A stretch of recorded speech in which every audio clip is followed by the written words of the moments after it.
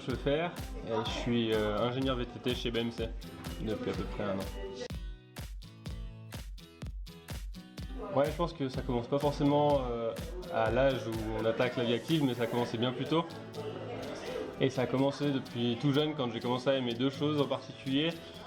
D'une part le vélo, que j'ai toujours fait vraiment depuis super longtemps et que j'ai fait de plus en plus sérieusement jusqu'à aujourd'hui.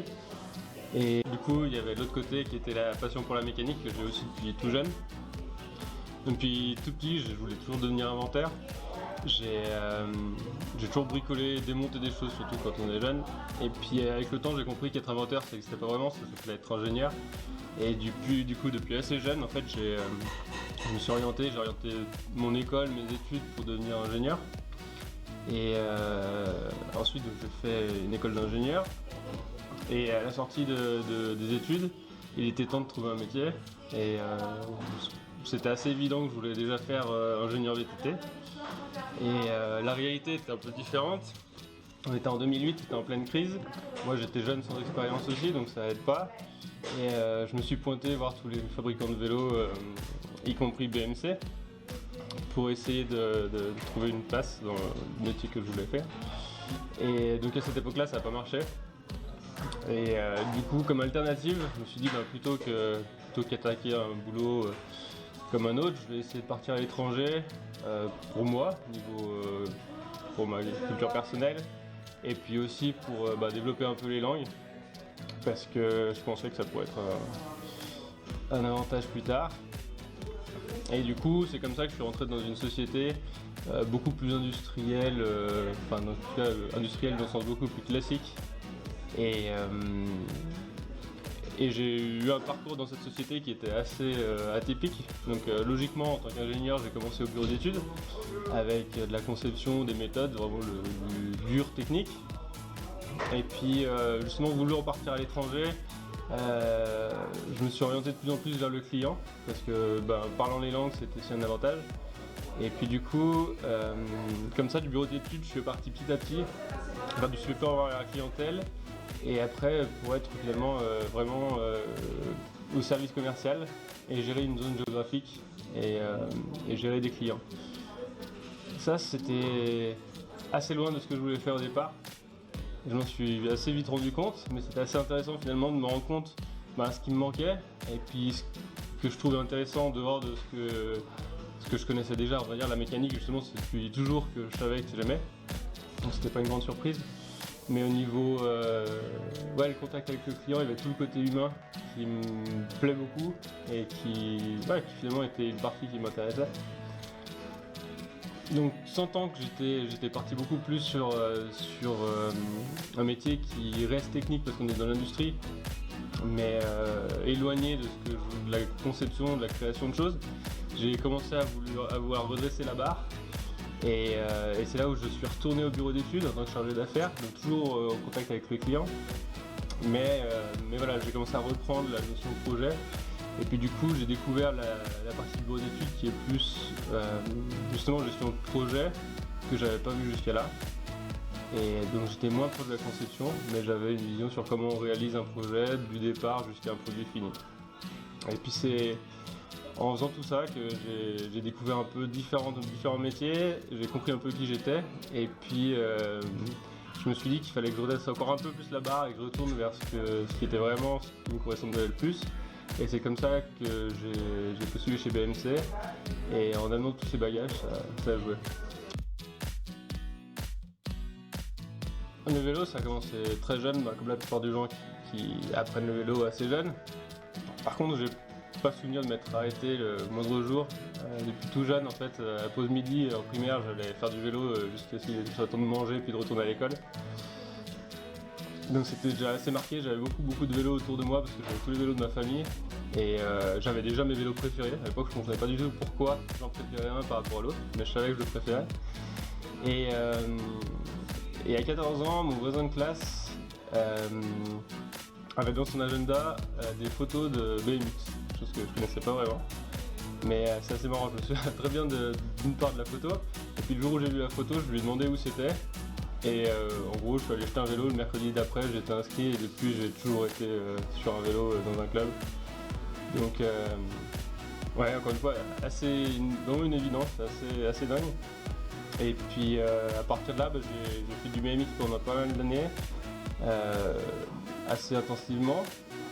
J'ai été jusqu'à être entraîneur de BMX, donc c'était assez structuré, j'étais pas mal actif dans la vie du club. Et puis après, ensuite, justement, en partant à l'étranger, en bougeant, ma pratique a un peu varié, j'ai un peu laissé le BMX de côté, les blessures aidant, et je me suis plus orienté vers vélo de descente, parce que j'étais plus proche des montagnes. Et puis aujourd'hui, je pratique le VTT en général, un peu moins de BMX, mais tout ce qui me permet de rouler, donc descente, enduro, et puis ce qu'on appelle le trail un peu plus maintenant. Comme mon nom ne l'indique pas, je suis français, donc j'ai fait mes études en France, et en France, le diplôme qui correspond le mieux, c'est vraiment le diplôme d'ingénieur mécanique. Ça, c'est ce que j'ai fait, et je pense qu'aujourd'hui, par rapport à ce que je fais au quotidien, ça reprend vraiment tous les aspects de ce qu'on apprend à faire quand on fait une école d'ingénieur mécanique. Donc ça colle très bien. Après, surtout en France, je pense, ces études sont très théoriques, mais on touche pas beaucoup à la pratique de la mécanique. Et je me rends compte que mes collègues, donc on est 4 à avoir le même poste sur différents types de vélos, on va dire, et eux ont une formation qui est plus pratique, et tout le monde n'a pas la même formation exactement. Et je me rends compte qu'on a des approches assez différentes, et je pense que les deux sont jouables. Moi je regrette beaucoup de ne pas avoir fait plus de pratique dans mes études, mais j'essaye de rattraper maintenant. Et je pense que voilà, les deux sont jouables. Ce qu'on appelle les ingénieurs mécaniques, ça correspond très bien. Et je pense qu'aujourd'hui dans l'équipe qu'on forme, du coup, on complète parce qu'on a une vision un peu différente, des approches légèrement différentes, et ça se complète assez bien. Mes tâches, très globalement, on va dire, c'est partir d'une idée pour arriver à un produit qui est mis en production. Donc l'idée, ça consiste à développer, à rechercher un peu dans des nouvelles technologies. Aussi, quand on a des nouvelles idées, de faire des prototypes, de les rouler, et puis de se rendre compte un peu de ce qu'il en est, ce qui est intéressant, ce qui l'est moins. Donc ça, c'est vraiment la partie un peu initiation pour savoir un peu ce qu'on va pouvoir utiliser, dans quelle direction on va pouvoir faire un vélo. Donc ensuite, il y a l'étape de conception. Donc là, on a défini un peu la direction dans laquelle on voulait partir. Et l'idée, c'est de prendre ces idées et de les transformer en un modèle qui est lui prêt à être mis en production. Donc ça représente un modèle 3D en gros, qui d'une part reprend le design qui a été fait par l'équipe de design, et aussi la technique, donc la géométrie, la cinématique du cadre, pour faire un produit qui est réalisable en production. Ensuite, il y a une partie qui est un peu à cheval sur les deux, c'est une partie qui est calcul mécanique à base d'éléments finis pour ceux à qui ça parle. En gros, ça permet de valider des concepts quand on est dans la phase de recherche, justement. Donc gagner du temps plutôt que faire beaucoup de prototypes pour se rendre compte qu'ils cassent. On va anticiper un peu, on va faire des calculs et on va s'assurer que tout fonctionne. Et puis une fois aussi que j'ai fait le modèle 3D du vélo tel qu'on souhaite le mettre en production, on va s'assurer qu'il n'y ait pas de points critiques. Et comme ça, on va pouvoir anticiper un peu des problèmes et gagner du temps dans le projet pour éviter les premières embûches. En plus de ce que j'ai décrit jusqu'à là, il y a aussi du coup la gestion du projet dans son ensemble. Donc là, c'est justement partir du départ de l'idée de ce qu'on veut réaliser comme produit et s'assurer qu'il arrive à temps en production. Et donc ça, il y a tout ce qui est très standard dans l'industrie. Il n'y a pas de secret ici, ça suit aussi les mêmes principes, c'est qu'on va suivre tout le déroulé d'un projet et s'assurer que ça fonctionne et qu'on arrive à temps pour arriver à mettre sur le marché le vélo comme on avait prévu au départ et au moment où on en aura besoin. On parle vraiment de la performance du vélo et on cherche juste à faire quelque chose qui fonctionne idéalement, quoi. On cherche vraiment à avoir le vélo parfait. C'est ça qui nous motive, quoi. Et c'est assez cool. Pour moi en tout cas, et avec ma vision, ce que je trouve vraiment génial aujourd'hui, c'est le fait qu'en fait tout ce que je fais au quotidien dans mon travail, ça reprend tous les éléments que j'ai pu développer pendant d'une part ma vie perso, ce qui est assez étonnant et cool aussi, et aussi toute ma vie professionnelle. Tout ce que j'ai pu apprendre jusqu'à là, je m'en sers dans les différents aspects du job que je fais aujourd'hui. Et même mon contexte familial où je parlais pas mal de langues à la maison, ça correspond aujourd'hui à mon quotidien. Je parle 3 langues au quotidien et au travail, donc on est assez international. Et du coup, il n'y a vraiment aucune partie de qui je suis qui est mis de côté quand je suis au travail. Et ça, c'est un sentiment qui est assez génial. Je dirais que les difficultés ou la difficulté que je rencontre encore aujourd'hui, c'est que vu que maintenant ça fait environ 1 an que j'ai pris le poste, je suis encore au quotidien dans la découverte de ce qui peut arriver, des problématiques qui arrivent pendant un projet. Et du coup, j'ai pas encore beaucoup d'anticipation possible parce que j'apprends au quotidien ce qui peut arriver dans ce domaine-là. Et donc aujourd'hui, ce que j'essaye d'améliorer, c'est justement cette partie expérience. Donc je garde les oreilles et les yeux grands ouverts pour comprendre ce qui se passe et puis pour dans les futurs projets, peut-être anticiper un peu plus et puis éviter de retomber dans les mêmes pièges. Et on est 4 personnes à faire le même poste. En réalité, on est beaucoup plus que ça dans le bureau d'études qui sont impliqués dans le projet. Et en fait, du départ, vraiment de l'idée du projet jusqu'à la fin, on travaille quasiment toujours en équipe. Et après, sur les parties qui sont individuelles, par exemple la conception, c'est vrai que quand on s'y met, il y a un moment, je travaille un peu en solitaire pour avancer. Mais c'est vrai qu'on partage vraiment tout ce qu'on fait avec l'équipe tout au long. Et il n'y a pas vraiment de moment où je vais avancer seul. Je partage tout ce que je fais et je pense là aussi que vu qu'on partage la même passion, je pense que tout ce qu'on peut voir chacun dans notre travail, ça intéresse l'autre aussi. Je pense que la passion, elle développe pas mal de curiosité et on a beaucoup plus intérêt à voir un peu ce qui se passe chez le voisin.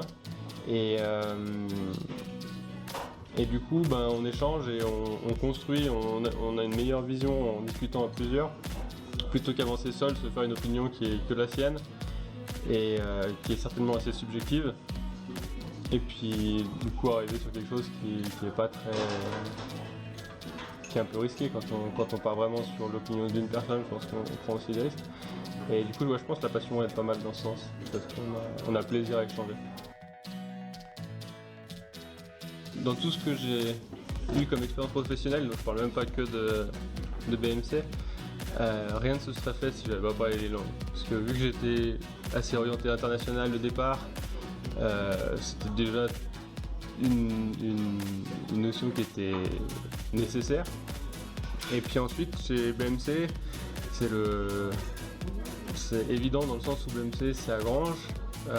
On est pas loin de la barrière de Rushdie, donc entre la Suisse romande et la Suisse alémanique, et on est une société qui est assez internationale, voire très internationale, ce qui fait que comme je l'ai dit, au quotidien je parle français, anglais et allemand, ou plutôt allemand, anglais et français si on le prend dans le bon ordre. Et donc d'une part en interne, je pense que c'est nécessaire et pour s'intégrer et pour être capable de travailler idéalement, parce que je peux communiquer avec tout le monde. Et puis tout simplement, concrètement, je pense que si je n'avais pas parlé ces langues-là, j'aurais pas eu la chance d'être embauché chez BMC. Et ça me semble assez logique aussi. C'est intéressant parce que du coup, comme je disais, ce travail correspond tellement bien à qui je suis dans l'ensemble que se dire comment tu te vois évoluer par rapport à ça, finalement on se dit je suis au centre de la cible, donc pourquoi je m'en bougerais. Et moi aujourd'hui je le ressens pas comme une évolution forcément vers quelque chose d'autre, parce que ça me semble être simplement l'endroit qui me correspond. Donc c'est plus une prise d'expertise et avancer encore dans ce métier-là que je découvre encore aujourd'hui et faire mon chemin là-dedans pendant un petit moment. c'est assez intéressant contrairement à ce que j'ai pu voir ailleurs. Il n'y a pas un message défini ou prédéfini sur qui est BMC et ce que fait BMC. Donc c'est un peu ce que j'ai découvert moi avec mes yeux de nouveau arrivés dans le bureau d'études. Des gens qui cherchent la performance et la qualité et on cherche à innover pour apporter une valeur supplémentaire au vélo qu'on met sur le marché. Et je pense qu'au bureau d'études, c'est ça une des valeurs principales, c'est juste chercher l'idéal. Et c'est autour de ça qu'on se concentre. On est BMC, je pense qu'on est à peu près, on est un peu moins de 100 personnes dans le monde, avec le siège à Granges. Donc la plupart des gens sont quand même à Granges. En dehors, ça va être plutôt les fonctions commerciales pour du support local. Et donc ça reste une société qui est relativement petite, donc on est assez proche. Et du coup, on partage tous cette notion de qu'est-ce qu'on va pouvoir faire pour rendre le vélo encore mieux. Et c'est ça la valeur principale du bureau d'études, je dirais.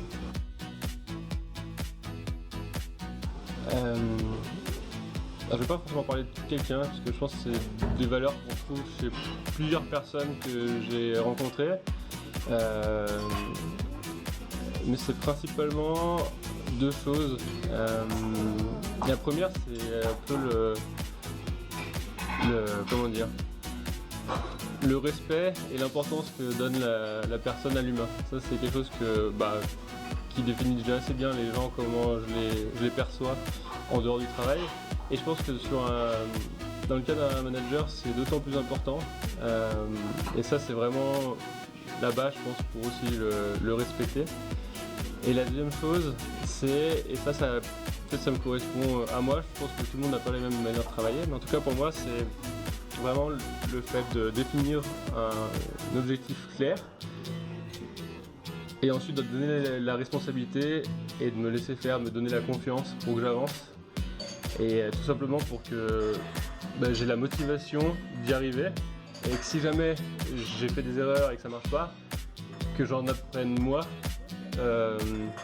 ce qui est nécessaire pour la prochaine fois et pas que je puisse repousser le problème sur quelqu'un d'autre qui m'aurait pas laissé faire les choses comme je les faisais. Je vais reprendre mon cas et un peu ce qui a été mon expérience. C'est justement, moi j'ai eu un parcours qui n'était pas une ligne droite. Et je pense qu'il est important, c'est de se souvenir ce qu'on veut faire, de se rappeler. Je pense que c'est assez facile de se laisser dévier, d'une part parce que les sociétés elles ont des besoins, donc elles vous tirent vers ce dont elles ont besoin plus qu'autre chose. Et puis d'une manière générale, quand on est un peu curieux, on dit pas non à aller découvrir certaines choses. Mais je pense qu'il est important de se rappeler un peu ce qu'on a vraiment envie de faire et puis de regarder où on en est et si on va pas dans la direction qu'on veut, corriger, prendre les risques pour corriger le tir, quoi. Je pense que c'est important. Et puis pour les sociétés, là encore ça reprend pas mal mon cas, donc c'est un point de vue, mais c'est le mien en tout cas. C'est ce que j'ai pu entendre par exemple à mon embauche, c'est de dire je suis un candidat qui a des points forts, mais je viens pas du secteur du vélo. Et ça je comprends cette crainte, mais je pense que le message c'est, pour moi aujourd'hui, passer de ce que je faisais avant à ce métier d'ingénieur VTT, ça représente un tel rêve ou une telle motivation finalement.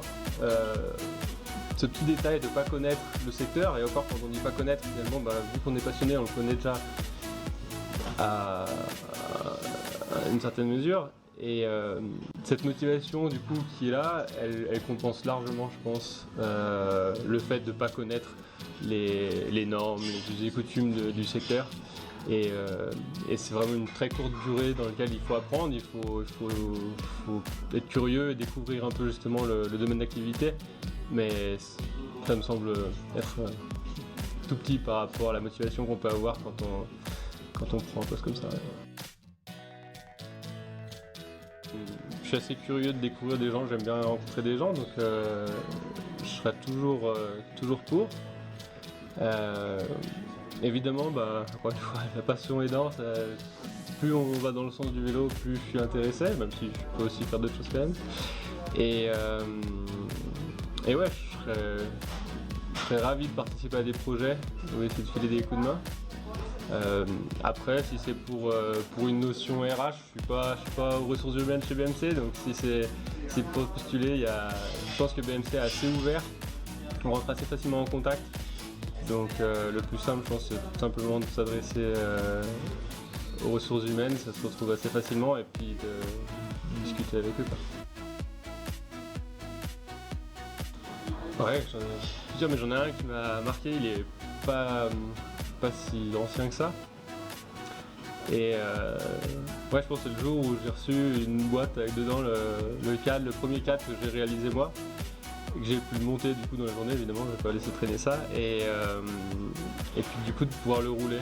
Et la sensation de rouler le vélo que j'ai réalisé, c'est une sensation qui est, je pense, assez unique pour une personne qui est passionnée.